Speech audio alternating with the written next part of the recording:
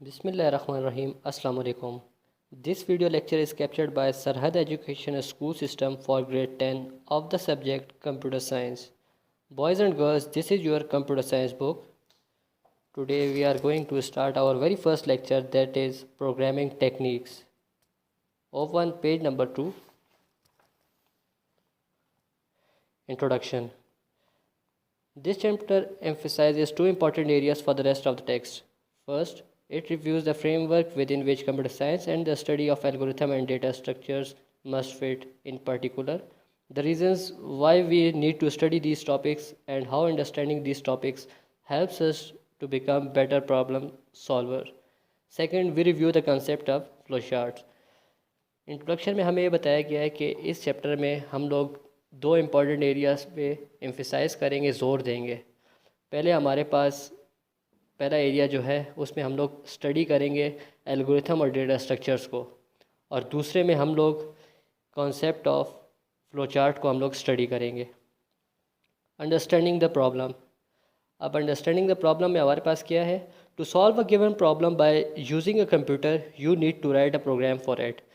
अगर हमें कोई प्रॉब्लम दरपेश आती है तो उसके लिए हमें कंप्यूटर में प्रोग्राम लिखना होता है। To write a program you must know two things.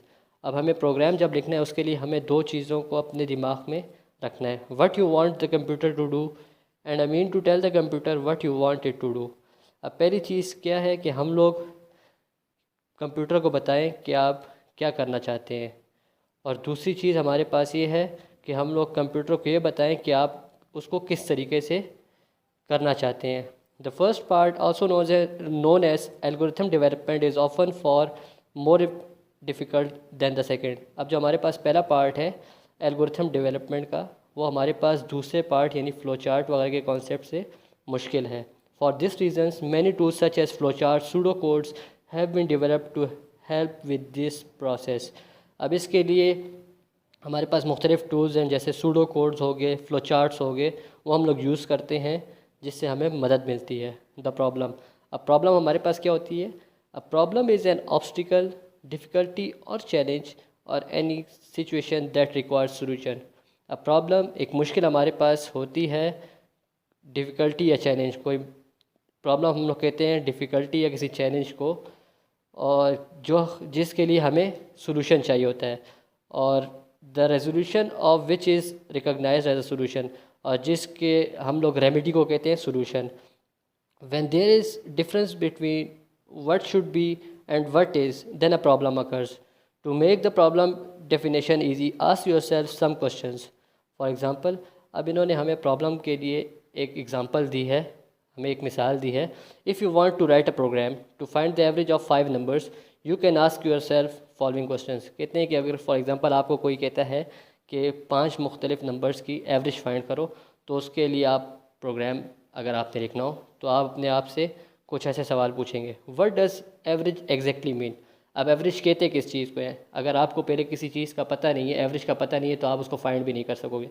तो पहला सवाल ये होगा कि आप एवरेज के बारे में पूछो कि एवरेज होती क्या है, how to calculate the average. और दूसरा सवाल आपके दिमाग में यह आएगा कि अगर मुझे एवरेज का चने पता चल भी जाए तो हम लोग इसको फिर कैलकुलेट किस तरीके से करेंगे। In this way the problem can be well defined precisely. और इस तरीके से हमारे पास प्रॉब्लम जो हमारी मुश्किल है वो सही तरीके से हमें डिफ़ाइन हो जाती है। Problem analysis. A computer is not that much intelligent that it can analyse a problem and come up with a solution bye its own. अब कंप्यूटर जो है ये एक मशीन है, एक डिवाइस है, मैन मेड डिवाइस है। अब ये इतना दिमाग नहीं रखता है कि ये हमारी किसी भी प्रॉब्लम का खुद ही से ही हमें जवाब या सोल्यूशन दे सके। तो उसके लिए हम लोग जो ह्यूमन होता है, प्रोग्रामर होता है, उसे ही कुछ स्टेप्स लेने पड़ते हैं, कंप्यूटर को स्टेप्स बताने पड़ते हैं जिसकी मदद से वो प्रॉब्लम को सॉल्व करेगा। अब देखिए यहाँ पे जिस तरह the human programmer who must analyze the problem, develop the set of instructions for solving the problem and then use the computer to execute the instruction to solve the problem। जिस तरह मैंने आपको बताया कि एक प्रोग्रामर है, वो ही computer को बताता है कि इन सेट ऑफ इंस्ट्रक्शंस को आप फॉलो करोगे तो इससे जाकर आप इस प्रॉब्लम का हल निकाल सकोगे। After selecting and describing a problem you need to define the causes. अब आप जब प्रॉब्लम को एक देख लेते हैं और उसको डिस्क्राइब करते हैं तो उसके बाद आपको कुछ कॉजेज़ वगैरह हैं वो आपने डिफ़ाइन करने होते हैं। टू एनालाइज द कॉजेज़, अब हमारे पास पहला पॉइंट है, you need a clear idea of problem so that it can be analysed. अब आपके पास दिमाग में बिल्कुल क्लियर आइडिया होना चाहिए कि आपकी प्रॉब्लम किस बारे में और आप उसको एनालाइज करेंगे, उसको जांचेंगे। Revisit the problem descriptions to make sure you are clear about it. अब आप दोबारा से प्रॉब्लम की डिस्क्रिप्शन को देखें और अपने आप को मुतमईन करें, मेक श्योर करें कि प्रॉब्लम किस तरह अकर हुई है और क्या हमसे मांग रही है। अब इसके लिए फ्रीक्वेंटली जो क्वेश्चंस हैं आपके दिमाग में आते हैं, जो what is the problem about, आप सोचें कि प्रॉब्लम जो है हमारी मुश्किल पेश आई है किस बारे में, हाउ फ्रीक्वेंटली इट अकर्स, और ये कब कब कितने अरसे बाद ये हमें दरपेश आती है। When and where does it occur, और ये कब और किधर हमें दरपेश आती है। हु इज़ अफेक्टेड, और इससे अफेक्ट कौन हो रहा है। ब्रेनस्टॉर्म द पॉसिबल कॉजेज़, अब आप अपने दिमाग को थोड़ा सा ब्रेनस्टॉर्म करें और आप देखें कि इसके पॉसिबल कॉजेज़ क्या हो सकते हैं, क्या क्या ज़राए हो सकते हैं जिसकी वजह से प्रॉब्लम कॉज हो रही है। ग्रुप द कॉजेज़ टुगेदर, अब आप इन सारे कॉजेज़ को इकट्ठा करें। रिप्रेजेंट द कॉजेज़ ग्राफिकली, और आप इनको फिर ग्राफिकली रिप्रेजेंट करें फ्लो चार्ट की मदद से। Select a few vital factors, ये हमारे पास पार्ट भी है। Now that you have analyse the problem you can move on to the planning solution. अब आपने जब एनालाइज कर दिए प्रॉब्लम को, आपने जांच पड़ताल कर लिए, तो उसके बाद आप इसकी सोल्यूशन की तरफ जंप आउट करेंगे। प्लान द सोल्यूशन, अब आप प्लान करेंगे सोल्यूशन कि हमने किस तरीके से इस प्रॉब्लम को अप्रोच करना है। After analysis the solution of problem is planned. There can be various solution for a problem but the propose solution should be cost effective, time efficient, speedy and less complex. अब आपने जब problem solving की तरफ jump out किया तो आपके दिमाग में कुछ ऐसे पॉइंट्स होना चाहिए जिनकी वजह से आप प्रॉब्लम को सॉल्व करें। फॉर एग्ज़ाम्पल, अगर आपके पास कोई सोल्यूशन आता है तो आपने दिमाग में रखना है कि वो कॉस्ट इफेक्टिव हो, मतलब आपको इतना महंगा ना पड़े, उसके अलावा टाइम एफिशिएंट हो कि आपकी टाइम की भी बचत हो, स्पीडी भी हो और लेस कम्प्लेक्स हो। लेस कम्प्लेक्स ये कि आपकी मेमोरी में स्पेस कम वो ले। The following are some useful problem solving techniques, अब हमारे पास कुछ टेक्निक्स हैं जो प्रॉब्लम सॉल्विंग में हमें मदद करती हैं। Abstraction, solving the problem in a model of the system before applying it to the real system. अब ये एब्स्ट्रैक्शन जो है ये एब्स्ट्रैक्ट से निकला है। एब्स्ट्रैक्ट कहते हैं ख्याली।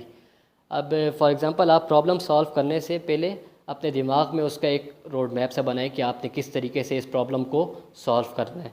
दूसरा हमारे पास आता है analogy, using a solution that solve an analogous similar problem, कि आप दिमाग में लेकर आएँ कि अगर फॉर एग्ज़ाम्पल किसी और के ऊपर अगर इस तरह की प्रॉब्लम दरपेश आई है तो उसने किस तरीके से किस सोल्यूशन के थ्रू इसको सॉल्व किया है। Brainstorming, specially among group of people, suggesting a large number of solution और ideas and combining and developing them until an optimum solution is found. अब आप ब्रेन स्टॉर्मिंग करें, अपने दिमाग में सोचें कि मुख्तलिफ कौन कौन से सोल्यूशन हो सकते हैं जिसकी वजह से आप ये प्रॉब्लम को जिस तरीके से सॉल्व कर सकते हैं।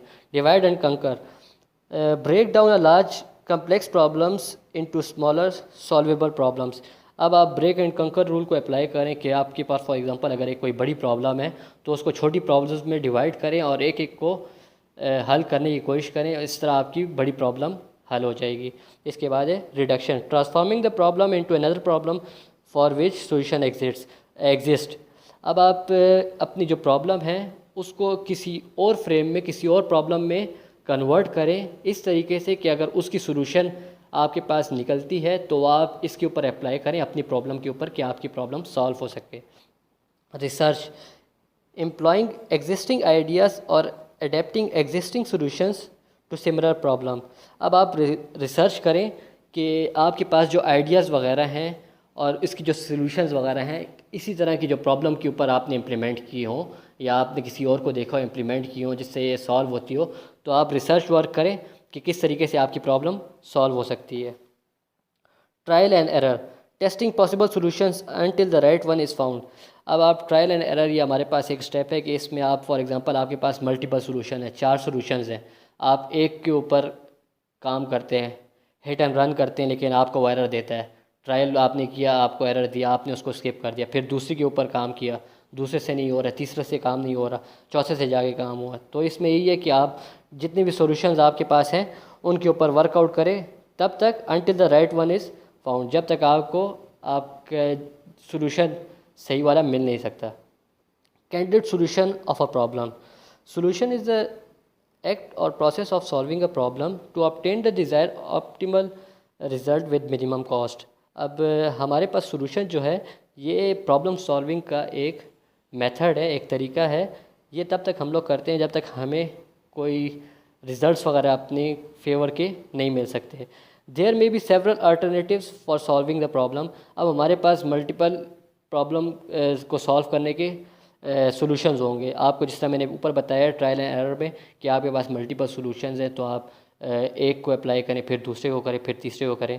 तो यही बात यहाँ पे भी डिस्कस हो रही है। However finding the best and the most suited solution is called candidate solution of the problem. अब कहते हैं कि जो बेस्ट और मोस्ट सूटेड सॉल्यूशन प्रॉब्लम की होती है उसको हम लोग कहते हैं candidate solution of a problem. अब सेलेक्टिंग द बेस्ट सॉल्यूशन। अब आप किस तरीके से ये पता लगाएंगे कि कौन सी बेस्ट सॉल्यूशन हमारे पास है।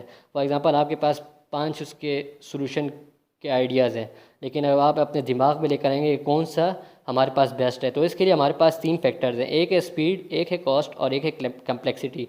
अब स्पीड में हमारे पास क्या है कि हम लोग देखें कि कौन सी प्रॉब्लम हमारे पास जल्द से जल्द हमें नताइज दे सकती है, यह हमारे पास स्पीड में आ जाता है। उसके बाद दूसरी है कॉस्ट, कौन सी प्रॉब्लम हमारे पास ऐसी है जो कॉस्ट इफ़ेक्टिव है। फॉर एग्ज़ाम्पल हमारे पास एक प्रॉब्लम है वो स्पीडी है लेकिन उसकी कॉस्ट बहुत ज़्यादा है, और दूसरी है कि वो सेकंड नंबर पे आती है, वो स्पीडी है और उसकी कॉस्ट भी कम है, तो हम लोग सेकंड वाले को प्रेफर करेंगे फर्स्ट वाले की बनिस्बत। इसके बाद हमारे पास थर्ड आता है कम्प्लेक्सिटी। कम्प्लेक्सिटी में हम लोग क्या चेक करते हैं कि ये हमारे पास हमने यहाँ पे लिखा हुआ है most commonly known as the time. Complexity जो है हमारे पास टाइम को कहते हैं कि how many steps it needs and the space how much memory it takes, कि हमारे पास ये कितने टाइम में, कितने वक्त में ये कंप्लीट होगी हमारी जो सोल्यूशन है, और इसके लिए हमें कितनी मेमोरी स्पेस चाहिए होगी अपने सिस्टम में जो ये ऑक्यूपाई करेगी। ये आज हम लोगों ने चैप्टर 1 से हम लोगों ने प्रॉब्लम के बारे में पढ़ा, और इंशाल्लाह नेक्स्ट लेक्चर में हम लोग एल्गोरिथम्स के बारे में पढ़ेंगे। तमाम स्टूडेंट्स से गुजारिश है कि इस चैप्टर की बार बार दोहराई करें और ताकि आपको अच्छी तरीके से ज़हन नशीन हो जाए। शुक्रिया।